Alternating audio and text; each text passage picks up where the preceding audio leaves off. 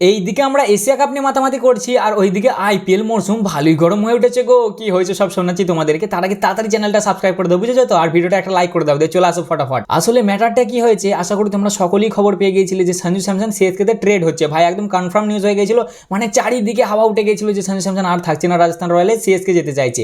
আমি নিজেই তোমাদেরকে দিয়েছিলাম এই খবরটা, কিন্তু মাঝে এই খবরটা না ঠান্ডা হয়ে গিয়েছিল। কিছুদিন আগে টাইমস অফ ইন্ডিয়াও একটা রিপোর্ট বের করেছিল যে না, সঞ্জু স্যামসন কোথাও যেতে চায় না, সে রাজস্থান রয়্যালসের সাথেই কন্টিনিউ করতে চায়। কিন্তু কাল ক্রিকবাজ রিপোর্ট বের করেছে যে সঞ্জু স্যামসন বলেছে রাজস্থানকে যে আমি এখানে থাকতে চাই না, তোমরা হয় আমাকে ট্রেড করে দাও আর না হলে রিলিজ করে দাও। আর এই কথাটা ফলস নয় ভাই, কারণ টাইমস অফ ইন্ডিয়াকে আমি যতটা না বিশ্বাস করি, যতটা না ভরসা করি, তার থেকে ক্রিকবাজ বা ইএসপিএন ক্রিকেনফো এদেরকে বেশি বিশ্বাস করা যায়, কারণ এরা বেশিরভাগ সেই খবর দেয়।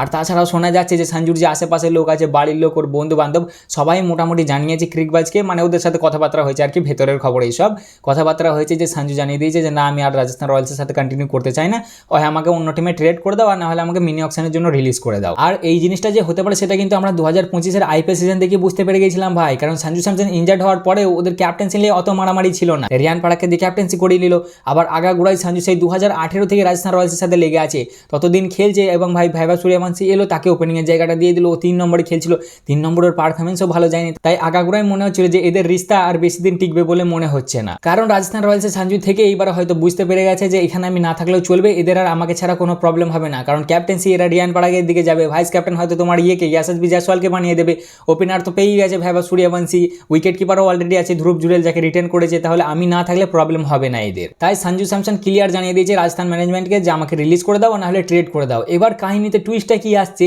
যে শোনা যাচ্ছিল যে ভাই সিএসকে নেবে, কিন্তু সিএসকে এখন মনে হচ্ছে কিছুটা পেঁচোচ্ছে, ওরা নিতে ইন্টারেস্টেড আছে, কিন্তু রাজস্থান বলছে যে আমরা অল ক্যাশ ট্রেডে ডিল করতে চাই, মানে সব একদম পুরোপুরি ক্যাশে। আরে ভাই সিএসকের কাছে তো অত ক্যাশ নাই, ওরা কোথা থেকে দেবে? আর প্লেয়ারও এমন এক্সচেঞ্জ করতে চাইছে যেটা ভাই সিএসকে দিতে পারবে না। ভেতরে খবর পেয়েছিলাম যে ওরা নাকি শিবম দুবেকে চাইছে, শিবম দুবেকে তো ভাই সিএসকে ছাড়বে না, আর তারা যে কাউকে ছেড়ে অল ক্যাশ ডিলে সঞ্জু স্যামসনকে নিয়ে নেবে অতটাও তো পারবে না, তাহলে তো ভাই ওদেরকে আর অকশনেই যেতে হবে না, টাকাই থাকবে না ওদের কাছে কিচ্ছু। তাই যে খুব হাউ উঠেছিল সিএসকে তে যাচ্ছে, সিএসকে তে সঞ্জু স্যামসন এক্ষুনি বেরিয়ে যাচ্ছে, ওইটা হালকা দেবে গেছে। এখন আমি বলছি না যে যাবে না ভাই, চলে যেতেও পারে, হয়তো ভেতরে কিছু ডিল হয়ে গেল। শোনা তো যাচ্ছে রাজস্থান রয়্যালস সব টিমকেই জানিয়েছে যে আমরা সঞ্জু স্যামসনকে ডিল করতে চাই, কিন্তু ওদের যা বাজেট চাইছে, ওরা অল ক্যাশ যা চাইছে বা প্লেয়ার এমন চেয়ে ফেলছে, সেটাতে কোনো ফ্র্যাঞ্চাইজি এগোতে পারছে না, মানে তাদের দাবিদারি দেখাতে পারছে না যে হ্যাঁ এটা আমরাই নেবো। বাট নিতে অনেক টিমই ইচ্ছুক আছে সঞ্জু স্যামসনকে, কেন নেবে না ভাই? একটা ইন্ডিয়ান ব্যাটার, ভালো উইকেট কিপার ব্যাটার, প্লাস যদি কেউ ক্যাপ্টেন করতে চায় ক্যাপ্টেনও হয়ে যাবে, অবভিয়াসলি সবাই যেতে চাইবে ওর দিকে। আর এইবার আসছে মেন টুইস্ট, সব টিমের কথা বলতেই আমার সবের প্রথমে যে নামটা আসছে সেটা হলো কেকেআর টান মারতে পারে সঞ্জু স্যামসনের দিকে, কারণ ওদের একটা উইকেট কিপার ব্যাটার লাগবে, প্লাস যদি ওরা ক্যাপ্টেন চেঞ্জ করে তাই ক্যাপ্টেনের দিকেও যেতে পারে।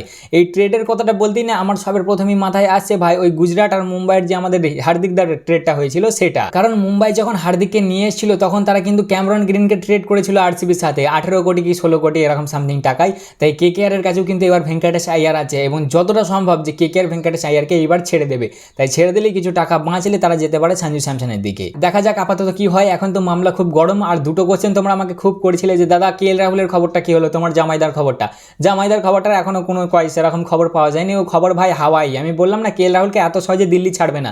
আসলে ট্রেড এবং রিলিজের ব্যাপারটা কি হয় না, সেটা সম্পূর্ণ ফ্র্যাঞ্চাইজের ওপর ম্যাটার করে।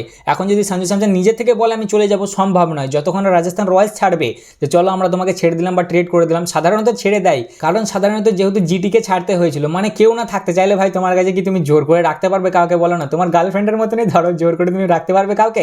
সেরকমই হচ্ছে ব্যাপারটা। মেনলি বেশিরভাগ টিম যদি কেউ প্লেয়ার চলে যেতে চায় তাকে ধরে রাখে না, তবে সেটা সম্পূর্ণই ম্যাটার করে ফ্র্যাঞ্চাইজের ওপর। তারা যদি ভাবে যে আমরা রেখে দেবো, থাকতেই হবে, তাহলে থাকতে হবে, কিছু করার নেই। ওই জন্যই আমি তোমাদেরকে জানিয়েছিলাম যে দিল্লির টাকলু চাচু ও অতটা খ্যাপা নয় যে এত সহজে ছেড়ে দেবে। এবার বলা যায় না ভাই ভেতরে কখন কি হয়ে যেতে পারে, এদের কাউকে কিছু বিশ্বাস নেই, কে কোন দিকে ট্রান্সফার করে দেবে বোঝা মুশকিল। আর এর সাথে আমাকে অনেকজনই জিজ্ঞেস করছিল দাদা সল্ট কি আবার কেকেআরে ফিরে আসছে, আরসিবি কি ছেড়ে দেবে? এটা আমি বলছি শোনো তোমাদেরকে, একদম ফলস খবর ভাই। আরসিবি 1% ছাড়বে না সল্টকে, কারণ ওদের ভালো রকম জমে গেছে সল্টের সাথে। আরে কেকেআর কি জন্য প্লেয়ারগুলো ছাড়লো? কারণ ভাই বড় অকশন ছিল, ওদেরকে ছাড়তে হয়েছে, না হলে কেকেআর একটা প্লেয়ারকেও ছাড়তো না আমার মনে হয় যতটা। যদি নর্মাল অকশন থাকতো না, ওই 2-1টাকে ছেড়ে দিত, কিন্তু যেহেতু মিনি অকশন ছিল কিছু করার নাই, ছাড়তে হতো, তাই ছাড়তে হয়েছে। কিন্তু আরসিবির ব্যাপারে তো সেটা নয়, আরসিবি যাদেরকে চাইবে তাদেরকেই নিতে পারবে, ওই জন্য আরসিবি এবারে ছাড়বে না। তাই এই ছিল আইপিএল নিয়ে কিছু গরম খবর। কেমন লাগলো অবশ্যই জানাবে, ভালো লাগলে লাইক কমেন্ট শেয়ার অবশ্যই করবে। দেখা হচ্ছে আবার পরের একটা ভিডিওতে, ততক্ষণের জন্য টাটা।